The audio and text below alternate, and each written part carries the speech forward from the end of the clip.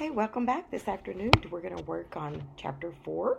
We read Chapter 3 in class today. That was called Washing Up. And tonight we're going to read about exercise.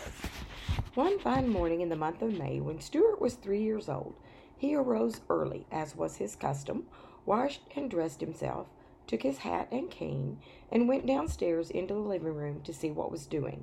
Nobody was around but Snowbell, the white cat belonging to Mrs. Little. Snowbell was another early riser, and this morning he was lying on the rug in the middle of the room, thinking about the days when he was just a kitten.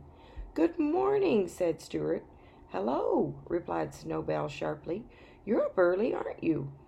Stuart looked at his watch. "Yes," he said.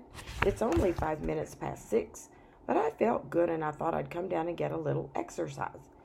"I should think you'd get all the exercise you want up there in the bathroom, banging around, waking up all the rest of us trying to get that water started so you can brush your teeth.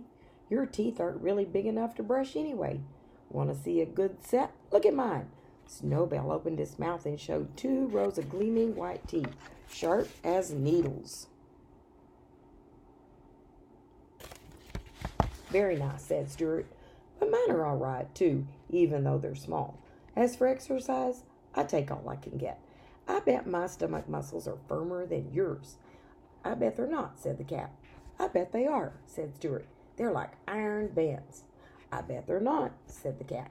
Stuart glanced around the room to see what he could do to prove to Snowbell what good stomach muscles he had.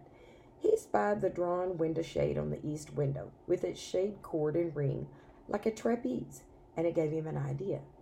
Climbing to the windowsill, he took off his cap and laid down his cane.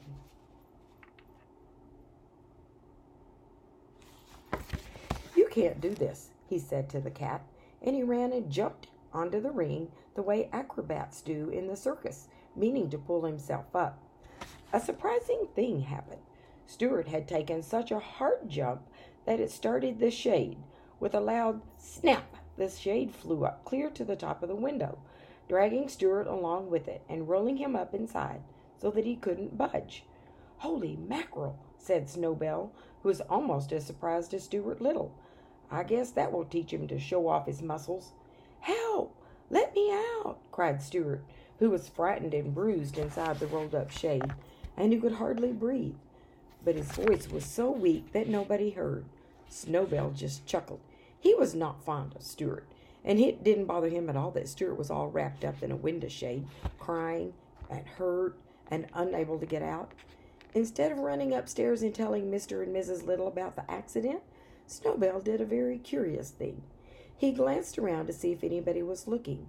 Then he leapt softly to the windowsill, picked up Stuart's hat and cane in his mouth, carried them to the pantry, and laid them down at the entrance to the mouse hole.